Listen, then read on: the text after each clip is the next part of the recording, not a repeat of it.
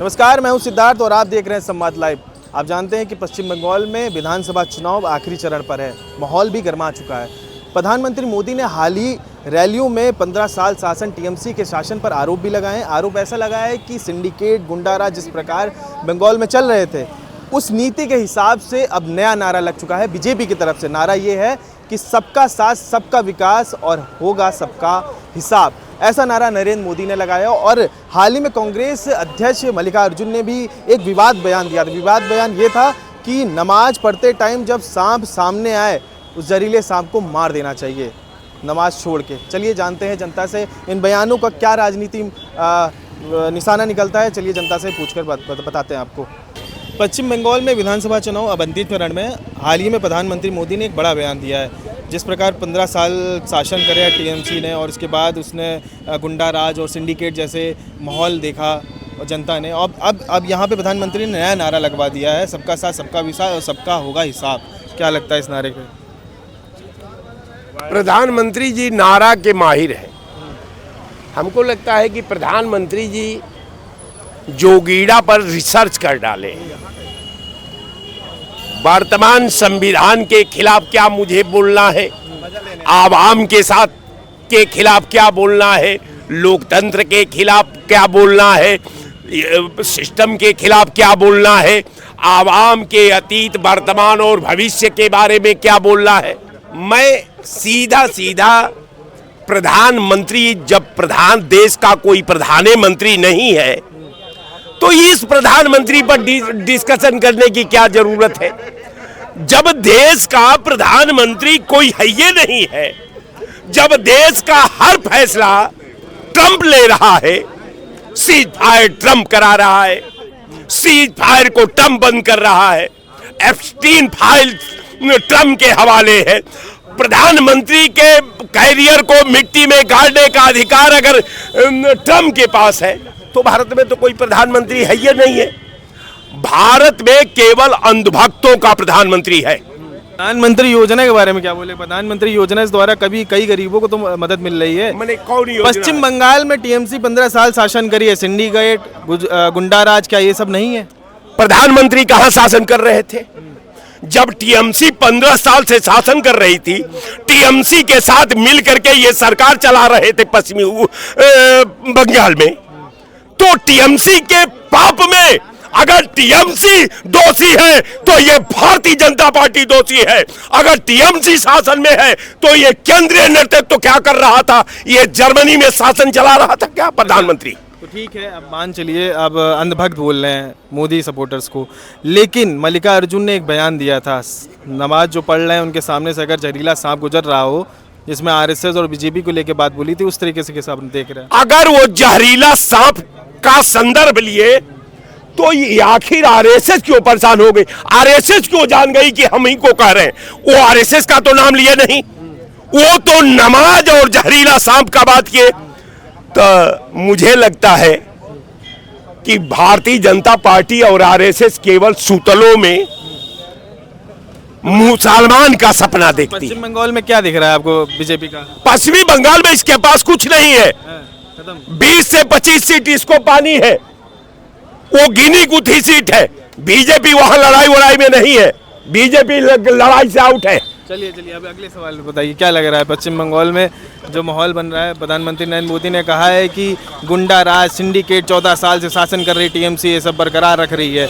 अब नया सबका साथ, सबका विकास और सबका हिसाब का नारा लेके प्रधानमंत्री नरेंद्र मोदी आए। देखिए, नरेंद्र मोदी जी जो है तो कोई परिवार की पार्टी नहीं है, वो राष्ट्र की पार्टी है। और दूसरी चीज रही है, ममता बनर्जी जो है वो कांग्रेस से ही निकल के अपने नेता बनी है, तो चोर की चोरी छूट जाती, हेरा फेरी नहीं जाती। मल्लिकार्जुन के उस बयान पे क्या कहेंगे? मल्लिकार्जुन खड़गे को तो माफी मांगना चाहिए। हमारा जो है राजनीति अलग रहती है और कुरान हमारी अलग रहती है। और ये लोग अब यही सोचे तो साए पटाए हम बोली तो जो है शायद मुसलमान कुछ उमड़ आए तो चुनावी माहौल हमको कुछ फायदा हो। बाकी मुसलमान समाजवादी और कांग्रेस में और तेजस्वी के कहने पर आने वाला नहीं है। और हम आपको एक बार बता दें, हम अल्लाह की बात मानेंगे, मुल्ला की बात नहीं मानेंगे। उस मुल्ला की बात नहीं मानेंगे जो समाजवादी कांग्रेस की वकालत करेगा उसको हम दलाल घोषित करेंगे, उसको समाज से बहिष्कार करेंगे। ये इतने पाक साफ हैं कि डायरेक्ट अल्लाह से बात करेंगे, है ना। ये इतने पाक साफ हैं, इनको यही नहीं पता होता है इनसे। यहाँ ये इस्लाम में कितने फर्ज हैं? फर्ज इस्लाम के नहीं है। नहीं, इस्लाम में कितने फर्ज हैं? कुरान कितने फर्ज कहता है? तमाम मुसलमानों पर जुल्म ढाया गया, कोई मौलाना एक बात नहीं बोला। जब मौलाना एक बात नहीं बोला तो समाजवादी कांग्रेस की मौलाना जो वकालत करेगा तो उसके साथ में यही व्यवहार हम लोग करेंगे। जो कोई गरीब मुसलमान पर मुसीबत पड़े बता दे तीसरा कलमा टोपी लगा। हमारा काम है, हमारा काम। इनको ये हुमायूं कबीर के साथी हैं। हुमायूं कबीर का क्या चल रहा है इस टाइम? क्या 1000 करोड़ रुपए का पोल खुला है, 1000 करोड़ का। इनसे पूछो ये कितना परसेंट पाइन है, इससे जरा पूछो कितना उत्तर प्रदेश में परसेंट? अरे ऐसे तो ओबीसी को भी लोग कहते हैं बीजेपी की टीम अपनी 20% मुस्लिम समाज की अगर बात उठाए तो कहेंगे जो है तुम्हारी ये बीजेपी भी टीम और हमारी ही गर्दन काटा, हमारी टोपी पहना सपा कांग्रेस वाले, और कहेंगे भाजपा तुम्हारी दुश्मन है। अरे हम तो कांग्रेसियों से पूछना चाहते, बना दो इमरान प्रतापगढ़ी को मुख्यमंत्री या प्रदेश अध्यक्ष, या समाजवादी पार्टी अगर हसन को मुख्यमंत्री या राष्ट्रीय अध्यक्ष बना दे तो हिस्सेदारी नहीं देना है, ये जरूर कहना है। भाजपा लग रहा है 15 साल वाला शासन क्या बरकरार रहेगा क्या? गुंडा राज, सिंडिकेट जैसे तमाम जो मुद्दे उठ रहे हैं अब वहाँ पे, जो पहले दिखते नहीं थे क्योंकि चुनाव आ चुका है तो माहौल उठ चुका है। जी पश्चिम बंगाल की टाइगर लेडी हैं और ममता बनर्जी को हिला पाना इतना आसान नहीं है। बहुत सारे षड्यंत्र रचे जा रहे हैं ममता बनर्जी के खिलाफ, लेकिन ममता बनर्जी वो लेडी हैं जो बहुत अच्छे से पश्चिम बंगाल के नब्ज को जानते हैं, वहाँ के लोगों के दिक्कतों को जानती हैं और बंगाल में कैसे कैसे लोग किस तरीके से चाहते हैं ये बात ममता बनर्जी को मालूम है। और ममता बनर्जी अभी देख लीजिएगा, ये चौथी टर्म्स होगा जो ममता बनर्जी जो है ऐतिहासिक जीत हासिल करके आ रही हैं। 20 साल कंप्लीट हो जाएगा, पूरा कंप्लीट होगा। वहाँ भी 40% मुसलमान है। अगर कहो कि मुसलमान डिप्टी सीएम बना दो तो नहीं बनाएंगे।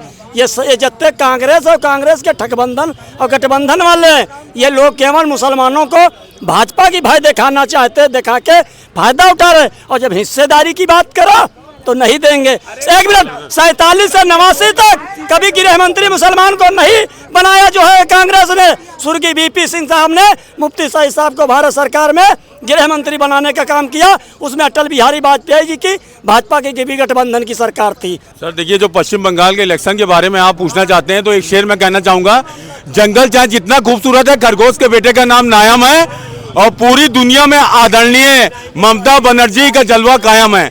ममता बनर्जी पूर्ण बहुमत से सरकार बनाने जा रही हैं क्योंकि उन्होंने मतलब जमीनी स्तर पे मतलब काम किया है, लोगों को मतलब रोजगार दिए हैं, हर तरह का मतलब काम किया, स्वास्थ्य शिक्षाएं दी हैं, उनकी जो पब्लिक हित में उन्होंने मतलब काम किया है। और मैं ये आपको बताना चाहूँगा कि देखिए, मैं आपके चैनल के माध्यम से ये मतलब कहना चाहूँगा कि देखिए, इलेक्शन होते रहे लेकिन ममता बनर्जी ने मतलब जो काम किया है वो कोई सरकार नहीं कर सकती। इसलिए मेरी अपनी पब्लिक व्यू है कि ममता बनर्जी पूर्ण बहुमत से सरकार बनाने जा रही पश्चिम बंगाल में। ममता बनर्जी ने यही काम किया है कि पिछली बार इलेक्शन होने के बाद में 450 हिंदू जाके दूसरे जिले में बस गए थे। यह अत्याचार ममता बनर्जी का नहीं चलेगा, वहाँ की जनता जान गई है। इस बार बीजेपी की सरकार 100% बनेगी। आज मैं आपको बता दे रहा हूँ, अगर नहीं बनेगी तो फिर अगर मुलाकात यहाँ कभी होगी 4 तारीख को, क्योंकि ममता बनर्जी से वहाँ पे मुसलमान और हिंदू सब उनसे ही दुखी हैं। देखिए, ममता बनर्जी जो है बेहद डरी हुई हैं क्योंकि उन्होंने जो सत्ता जो है भ्रष्टाचार और भय के माध्यम से कायम की थी 15 साल से, जो है वो अब धीरे धीरे लोग समझ रहे हैं और उखड़ रही है। ठीक है, तो उन्होंने सबसे पहला काम क्या किया, एक बाबरी बनाने वाले को, उनको पता है कि अब मुसलमान भी हमारा साथ छोड़ रहा है क्योंकि इतने सालों से उनके साथ में लग करके केवल रेवड़ी खाया है जो है और भ्रष्टाचार का भागीदार बना है, उससे उसका कोई विकास नहीं हुआ।